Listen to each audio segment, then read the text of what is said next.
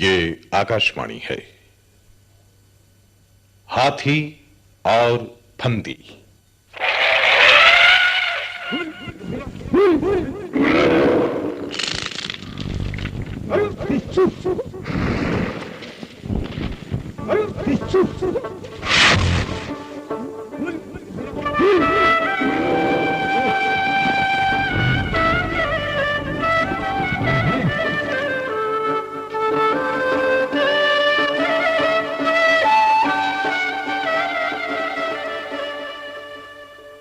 आज प्रस्तुत है मूल असमिया नाटक हाथी अरु फंदी का हिंदी रूपांतर। इस नाटक ने 1979 की आकाशवाणी की वार्षिक पुरस्कार प्रतियोगिता में प्रथम स्थान प्राप्त किया था। मूल असमिया रचना के लेखक हैं श्री मुनीन भुइया और हिंदी अनुवाद श्री गणेश बिहारी शर्मा ने किया है। इस नाटक के निर्देशक हैं श्री सुखदेव सिंह कपूर। तो प्रस्तुत है नाटक हाथी और फंदी।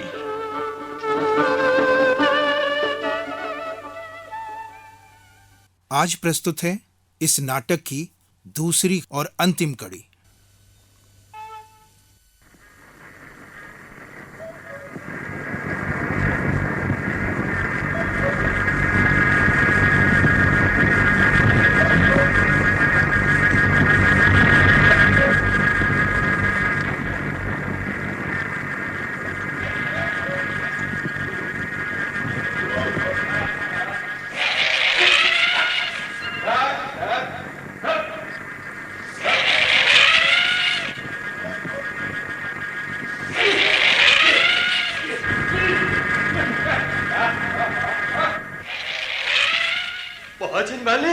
महाजन मालिक, वहाँ देखिए, वहाँ हाथी।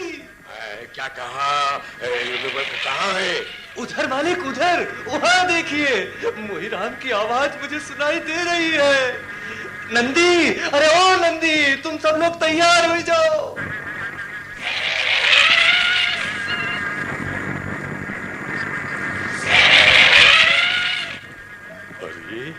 अरे सच, अरे ये तो मोहीराम की ही आवाज है। अरे वो देखो, वो देखो, अरे वो उधर दो हाथियों के बीच उस हाथी को बांध कर ला रहा है। हाँ मालिक। अरे वो कौन बैठा है? अरे नंदी, ए तिखरू, अरे तुम सब के सब कहां छिपे बैठे हो? अरे हाथी ला रहा है मोहीराम, मोहीराम हाथी ला रहा है। अरे तुम लोग तैयार रहो, तुम लोग तैयार रहो।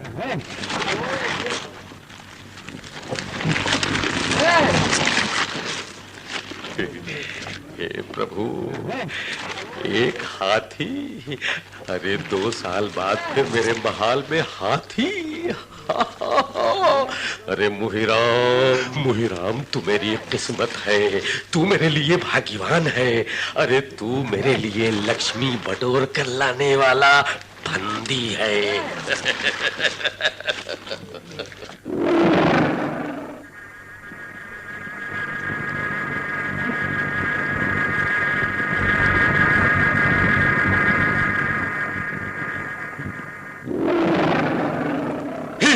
एक और हाथी।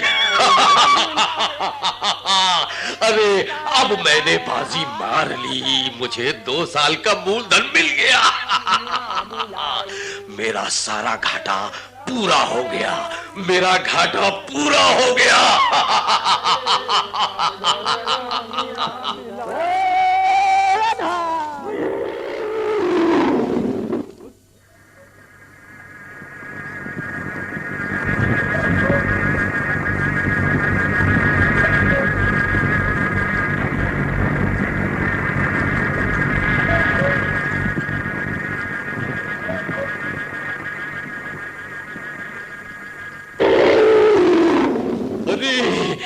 एक एक करके 3 हाथी हो गए। अरे अरे मोहीराम, आज अपने हाथों से तुझे शराब पिलाऊंगा, पूरी बोतल पिलाऊंगा। हाँ, और इनाम दूंगा मोहीराम, इनाम दूंगा। मोहीराम, मोहिराम, अब मैं कभी तुझे अपने पास से दूर नहीं जाने दूंगा। तुझे कभी अपने पास से दूर नहीं जाने दूंगा।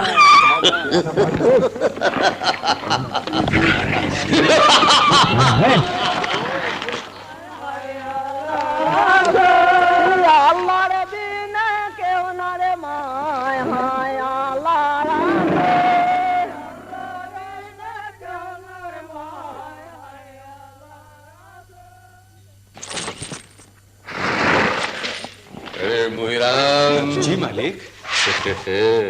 तो जरा देखूं तो। अरे इधर मेरे पास आ। ये हाथी का बच्चा, अरे 4 फीट का तो होगा ही है? अरे इसे मुलायम मुलायम केले के पत्ते खाने के लिए दिए गए। हाँ मालिक, आज 3 दिन हुए केले के पत्ते खाने को दे रहा हूँ। अब मुंह में रखने लगा है। ए मोहिराम। जी मालिक। अरे इसकी माँ ने तुझे खदेड़ा नहीं? आप भी क्या कहते हैं मालिक, इसे पकड़ने में तो बड़ी कठिनाइयां हुई थी। अच्छा। पहले दिन वो जहाँ चरने गई थी वो जगह मैंने देख ली थी। जब ये वहां गई तो मैं भी पहुंच गया। इतने में दूर से हाथी के चिंखाड़ने की आवाज सुनाई पड़ी। अरे मालिक, कुल्फी तैयार थी। लोखे ने गारड़ हाथी को आगे बढ़ाया। आवाज की ओर कान लगाते हुए हम नजदीक पहुंचे। मालिक, एक दंताल हाथी ने आगे बढ़कर हमें घेर लिया। फिर उससे जूझने की बजाय हम लोग हाथी के झुंड की ओर छिप छिप कर बढ़ चले। पीछे की ओर से उनके बीच घुसते ही वो एक एक करके भागने लगे। ये बच्चा हाथी घबरा कर वहीं रुक गया। मैंने तुरंत इसे फंदे में फांस लिया। अचानक मालिक, इसकी मां ने धक्का मारा। मैंने भी कुंती को उससे भिड़ा दिया। दोनों में भयंकर लड़ाई हुई मालिक। मत पूछिए मालिक, क्या गजब का नजारा था। मगर वो हमारे दोनों हाथियों का मुकाबला नहीं कर पाई। फिर भी उसने हमें बहुत दूर तक खदेड़ा। लोखे तो हाथी के झटके से अपने को संभाल नहीं सका मालिक, और वो गिर पड़ा। और मैं वन देवता की पूजा करके गया था ना, इसीलिए जान बच गई। मोहिराम, अरे ये तो सब कुछ होता ही है। पता नहीं कितने लोग इस तरह से गिरते रहते हैं। हाँ मालिक, ये तो लगा ही रहता है। वो मैं और जबेली एक मतवाले हाथी के साथ जूझते हुए लुढ़क कर गिर नहीं पड़े थे क्या? कुनकी ने दंताल हाथी को ऐसी ठोकर दी थी कि वो वहां से भाग खड़ा हुआ था। तब कुनकी ने मुझे खोजकर अपनी पीठ पर चढ़ा लिया था, और तभी तो मैं जंगल से निकल पाया था मालिक। मैंने तय कर लिया था मालिक कि ये बात मैं पम्मी से कभी नहीं कहूंगा। लेकिन एक दिन शराब के नशे में बात मुंह से निकल ही गई। फिर तो हाथी के शिकार का नाम सुनकर ही वो घबराने लगी। अच्छा, अब इन बातों को छोड़ो मोहिराम। ये बताओ कि इस जानवर को कुछ सिखाना भी तो जरूरी है। अब जी मालिक, उसको सिखाना तो जरूरी है ही। एक हाथी उसकी देखरेख के लिए रख छोड़ा है। ए मोहिराम। अब मालिक। मोहिराम, अरे मोहिराम, अब तक हमने 4 हाथी तो पकड़ लिए हैं ना। इस बीच कई पार्टियां मुझसे सौदा करने आ चुकी हैं। कीमत तय हो रही है। अच्छा मोहिराम। मालिक। बेटा, एक बात और है। हमारे परमिट की तारीख खत्म होने वाली है, लेकिन मैंने 15 दिन और बढ़वा लिए हैं। जी, 15 दिन और? हाँ मोहिराम, अरे यही खबर तो मैं तुम्हें देने के लिए आया था। मालिक, आपने समय बढ़वा लिया क्या? हाँ। खैर, कोई बात नहीं। अब मैं जरा घर। अरे मोहिराम, तू तो मूर्ख का मूर्ख ही रहा। अरे घर क्या कहीं भागा जा रहा है रे? अरे जाना ही है तो आषाढ़ में चले जाना। मैंने नाथे से तुम्हारे घर की खैर खबर लाने के लिए कह दिया है, तुम नाथे से पूछ लेना।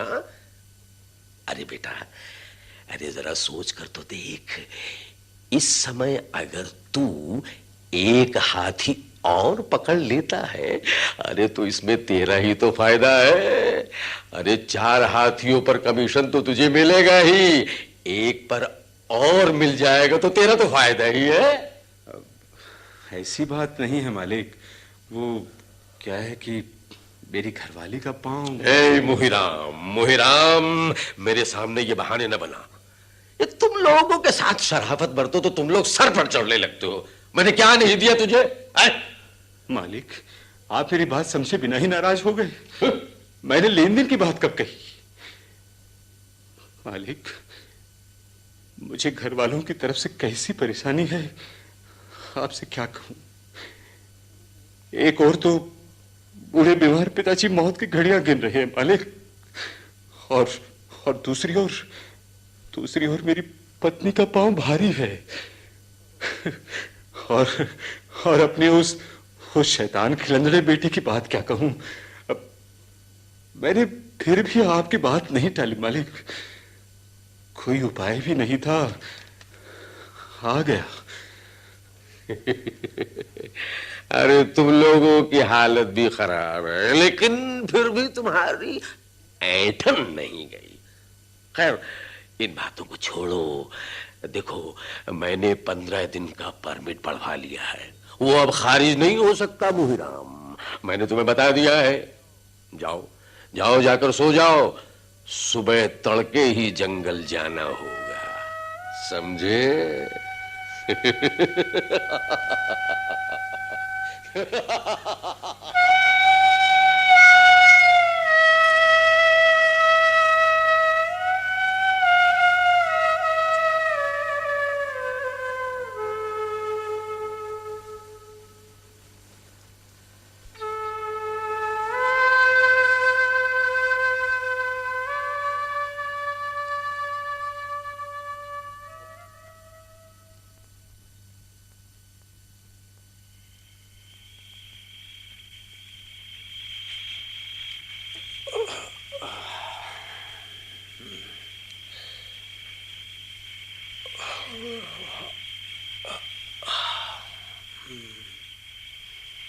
क्या हुआ मोहिराम, नींद नहीं आ रही? तू बार बार करवट बदल रहा है। मत पूछ भाई, सिर चकरा रहा है। सिर में दर्द है? अरे दर्द नहीं है भाई, इस महाजन की बातें सोच सोच कर सिर चक्कर खा रहा है। लोके भला तुम ही बताओ, क्या ये ठीक है कि महाल से जितना ज्यादा हो सके हाथी पकड़ कर ले जाओ? हैं? कल सुबह फिर जंगल जाने के लिए कहता है, साथ ही उल्टी सीधी बातें करता है। मेरी घरवाली ठीक ही कहती थी लोके, ये लोग पैसे के पीछे जान देते हैं, आदमी की कोई कीमत नहीं इनके लिए। मैंने अपनी सारी परेशानियां बताई, लेकिन इसके कान पर जूं तक नहीं टेकी, उल्टा मुझे ही खरी खोटी सुनाने लगा। अरे मोही, तेरे साथ तो महाजन फिर भी बड़ी मीठी मीठी बातें करता है रे। हम लोगों को तो कुत्ते की तरह दुत्कारता है। इसका मीठा बोल तो हमने कभी सुना ही नहीं। देख लोके भाई, मैं तो बचपन से ही सीधा साधा आदमी रहा हूं। हाँ, अब मैं टेढ़ी मेढ़ी बातें नहीं समझता, काम करता हूं और पैसा लेता हूं, और जो कुछ मिल जाता है उसी से किसी तरह अपना पेट पालता हूं। इसके अलावा मैं नहीं तो कुछ सोच ही पाता हूं और न समझ ही पाता हूं। अपनी औरत की कड़वी बातों से मुझे गुस्सा भी आ जाता है। लोके भाई, सच मान, आज मेरा मन बहुत ही बेचैन है, बहुत ही बेचैन है। भाई मेरी औरत भी कभी कभी बड़ी बकझक करने लगती है, और फिर तेरे पास तो थोड़ी बहुत जमीन भी है, मेरे पास तो वो भी नहीं है। ये महाजन की कड़वी बातें बड़ा दिल दुखाती है रे, लेकिन अपने घर वालों की हालत का ध्यान करके उसकी सब मीठी तीखी बातें बर्दाश्त कर लेता हूं। क्या करूं भाई, दूसरा कोई चारा भी तो नहीं है भाई। अरे मेरी घरवाली बहुत कुछ कहती रहती है लोके, अब मेरी समझ में तो ये सब कुछ कभी आता नहीं है। बचपन से ही उस बेचारी को इधर उधर भटकना पड़ा है। घर जमीन कुछ नहीं, बाढ़ आई तो उसकी झोंपड़ी बहा ले गई, दूसरी जगह बसे तो मजिस्ट्रेट ने वहां से बेदखल कर उठा दिया, और उसका बाप हाथी के पैर के तले कुचलकर मर गया था।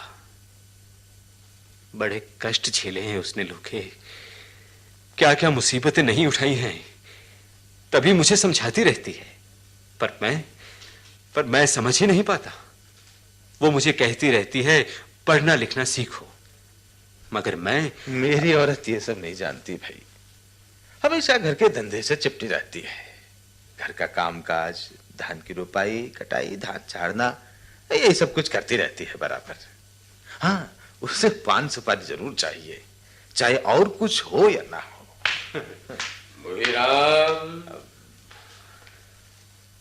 ए मुहिराम। जी मालिक। अरे तू अभी तक सोया नहीं रे? वो नींद नहीं आ रही क्या मुहिराम? अरे तुझसे मैंने कुछ कड़वी बात कह दी बेटा, मन में बड़ा पछतावा हो रहा है, हैं? अब सो जा सो जा सो जा। ए लोखे मालिक, तुम भी सुबह तैयार रहना। हाँ, मैं भी सोने जा रहा हूं। और देखो, बोतल में थोड़ी सी शराब है, उसे तुम पी लो। अच्छा मालिक। हाँ, उसे तुम पी लो। सुबह तैयार रहना तुम लोग। जी मालिक।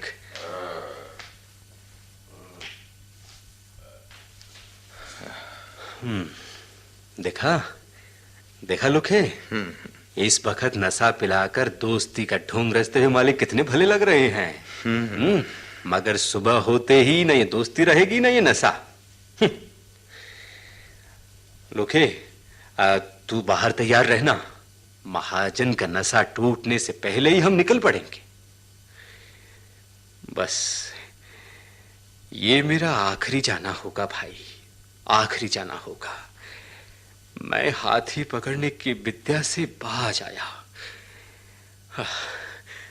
अच्छा, तू सो जा सो जा।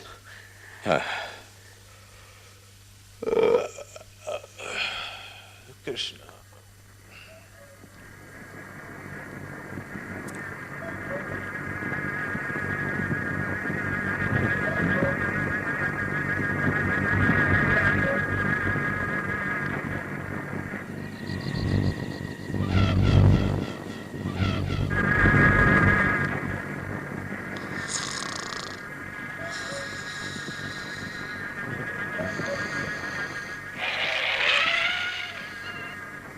अरे लोखे, लोखे, अरे सुनता है कि नहीं? ये आवाजें किधर से आ रही हैं? अरे ये तो टीले के पास से आ रही हैं।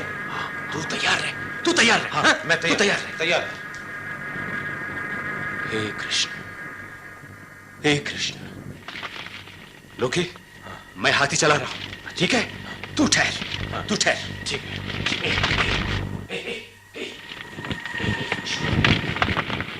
लोके, तू अब बैठ जा। अरे बैठ जा।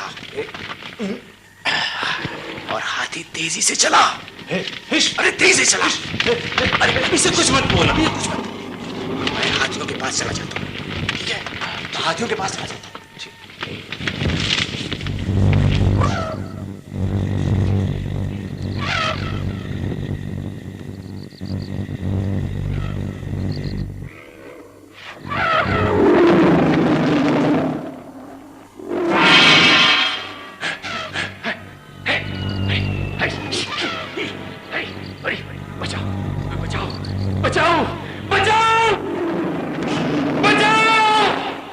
अरे मैं मर गया।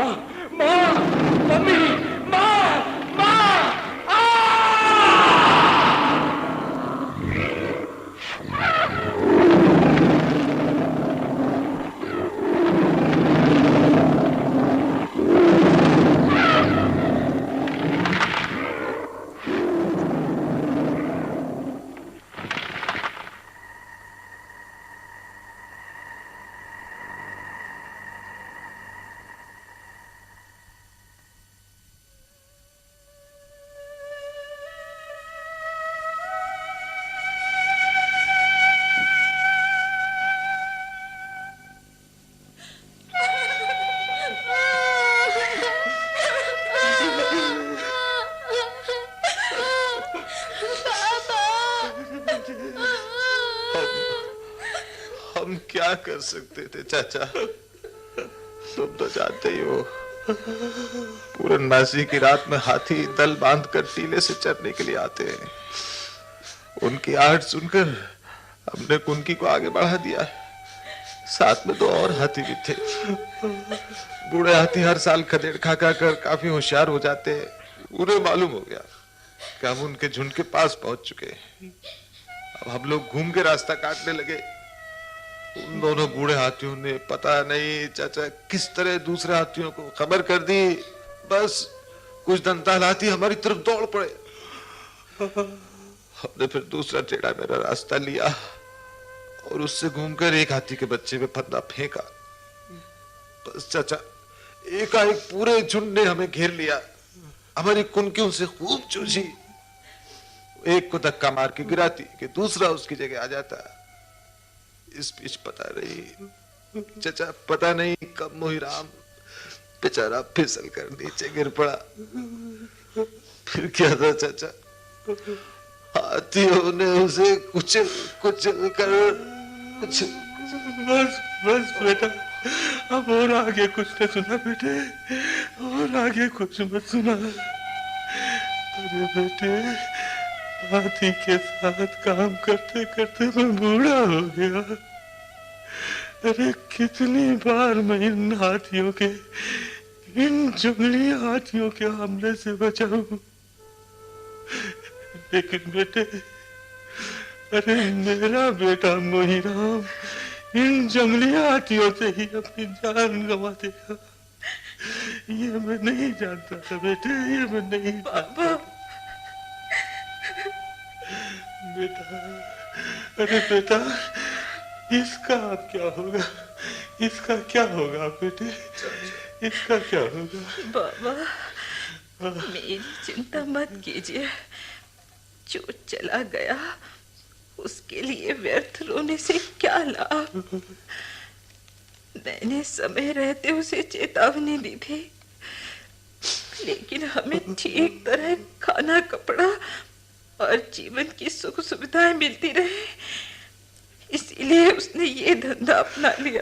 हाँ बेटी, हमारा पेट पालने के लिए ही उसने महाजन की बात मानी, ये तो सच है। लेकिन वो हाथियों के हाथ जान गंवा देगा, ये कौन जानता था बेटी? ये कौन जानता? सुनते सुनते मैं परेशान हो गई हूँ बाबा, परेशान हो गई हूँ बेटी। मुझे और ज्यादा दुखी ना करो।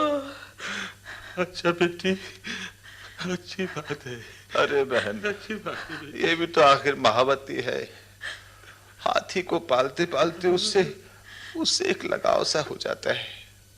चाचा बूढ़ा हो गया, पर अभी भी उन्हें भूल नहीं पाता। जंगली हाथी पकड़ता है फंदी, उसे दुलार संवार कर पालतू बनाता है फंदी, मगर पैसा बटोरता है महाजन। और तुम लोगों को हाथी से लगाव हो जाता है, मोह हो जाता है, तो ठीक है, मरो। अभी तक तुम्हारे पास एक भी अपना हाथी हो सका जिससे तुम्हारा गुजर बसर चल सके? अरे बहन, हमारे पास अपना हाथी होना तो ऐसा है जैसे आसमान से तारे तोड़ लाना। भला हमारे पास हाथी कहां से होगा?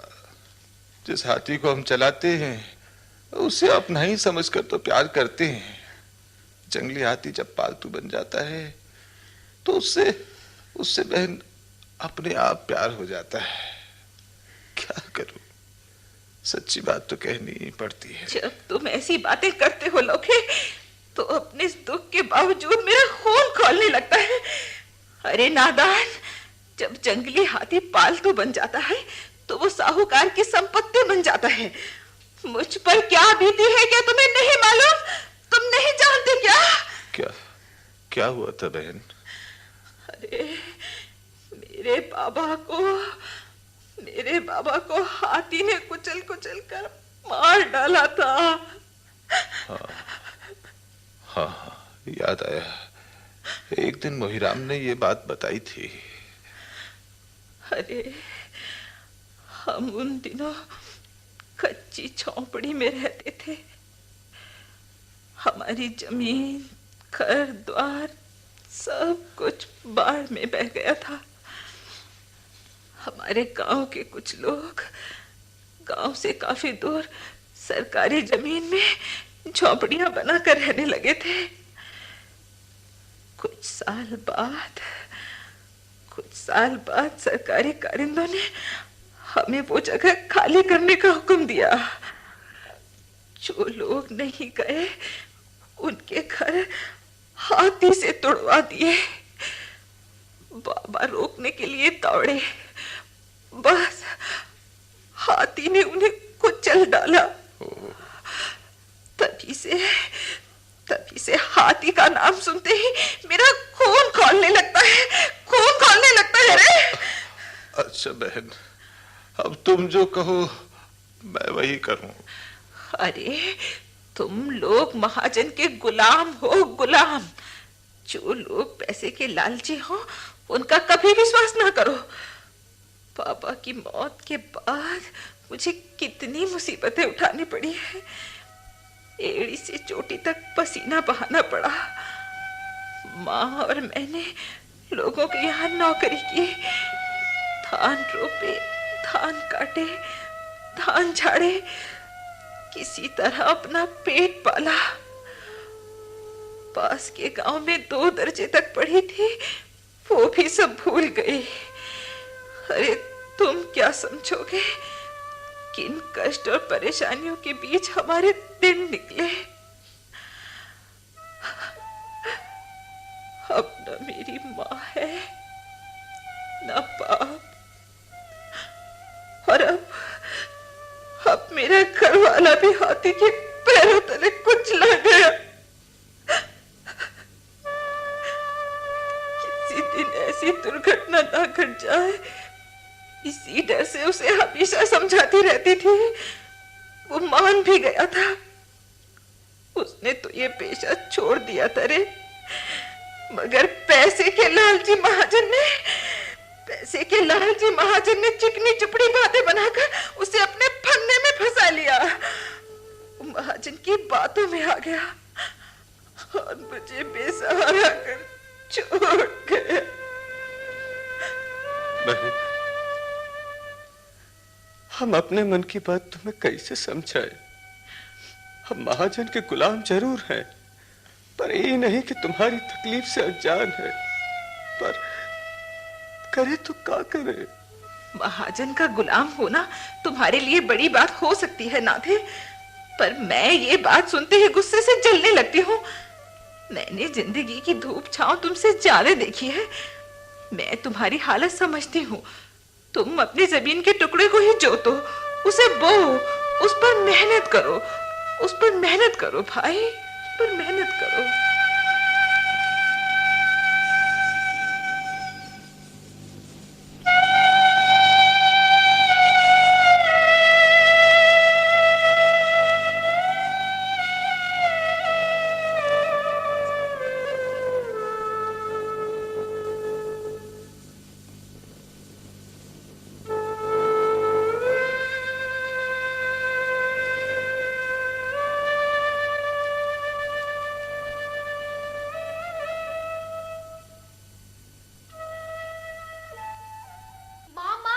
महाजन आया है। अरे उन्हें बैठाने के लिए कुछ तो बोड़ा या चटाई कुछ ले आओ। वो आया है, उसे हमारे घर क्यों आने दिया? बहू, अरे तुम इस तरह बात मत करो बहू। जाओ पिछवाड़े जाकर बैठो। लोके, बेटा तू इसे ले जा। आओ बहन, आओ चलो, आओ।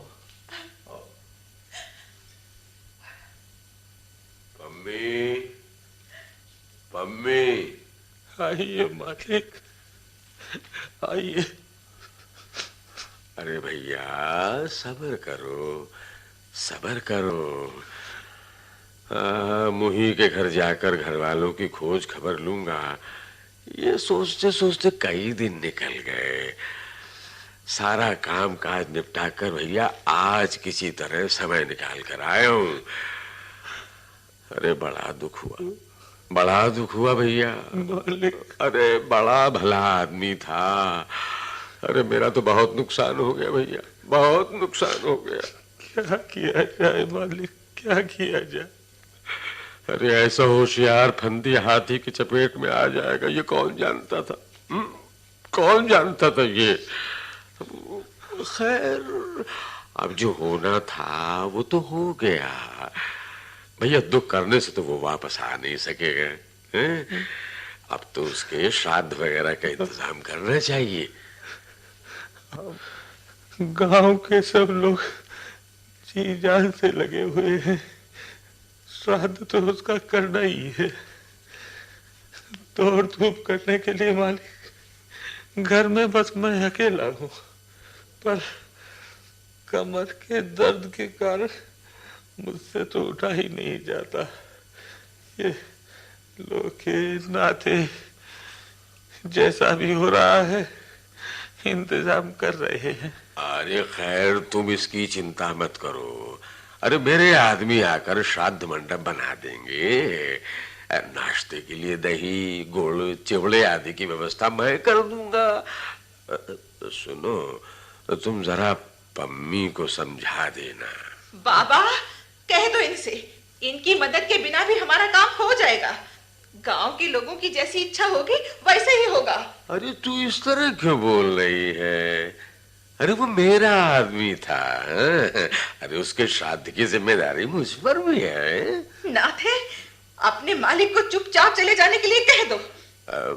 पम्मी, देखो मुहिराम के कमीशन के जो पैसे बनते हैं ना, उनमें कुछ पैसे मैंने अपनी ओर से भी मिला दिए हैं। बाबा, ले इन्हें रख। बाबा, इन पैसों को हाथ मत लगाना। नाथे, अपने मालिक को सकुशल ले जाओ। मैं फिर कह रही हूँ।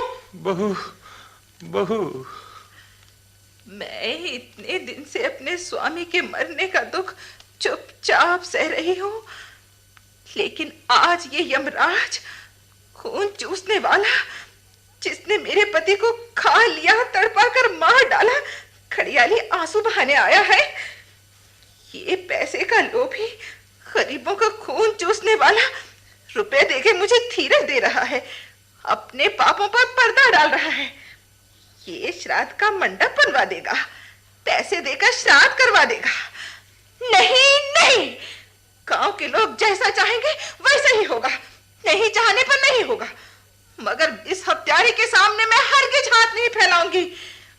पहले भी चरखा काट कर जीवन बिताती थी, अब भी जितने दिन जीऊंगी चरखा काट कर जी लूंगी। नाथे, मैं तुम्हारी तरह इस खूनी की गुलामी नहीं करूंगी। ले जाओ इसे, ले जाते हो या नहीं? दूर करो इसे मेरे सामने से, दूर करो। चला जा बदमाश, यहाँ से चला जा। मालिक, मालिक आप चले जाइए, आप चले जाइए मालिक, यहाँ से चले जाइए मालिक, चले जाइए। अरे, मुझे अकेली दुखिया को छोड़कर तो कहाँ चला गया रे, कहाँ चला गया?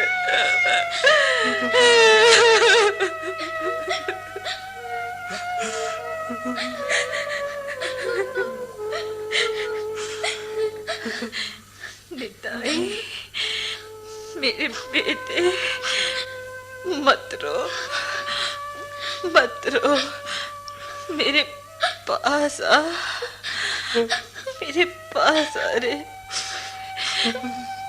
बाबा, बाबा, आप दुख ना करें, जो हो गया सो हो गया।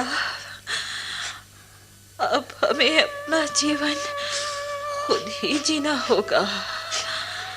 हाँ, अब हमें अपना जीवन खुद ही जीना होगा, खुद ही जीना होगा।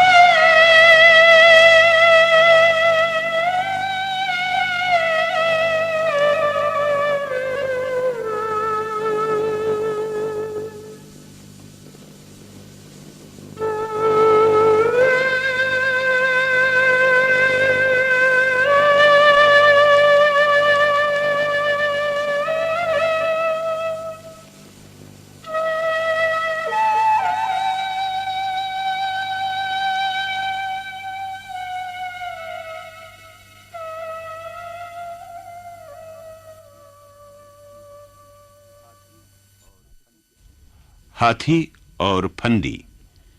अभी आपने श्री मुनीन भुइयां के मूल असमिया नाटक हाथी और फंदी का ये हिंदी रूपांतर सुना। इस नाटक को 1979 की आकाशवाणी वार्षिक पुरस्कार प्रतियोगिता में प्रथम पुरस्कार प्राप्त हुआ है। नाटक का हिंदी रूपांतर श्री गणेश बिहारी शर्मा ने किया था। इसके निर्देशक थे श्री सुखदेव सिंह कपूर, सहयोगी थे श्री मदन शर्मा। नाटक में भाग लेने वाले कलाकार थे सर्वश्री नंदलाल शर्मा, मंजुल मुकुल, सुरेंद्र शर्मा, राजेंद्र सिन्हा, बेनी प्रसाद, मोना शर्मा और सुमन माथुर। यह नाटक आकाशवाणी के जयपुर केंद्र पर तैयार किया गया था और आकाशवाणी के दिल्ली केंद्र से प्रसारित किया गया।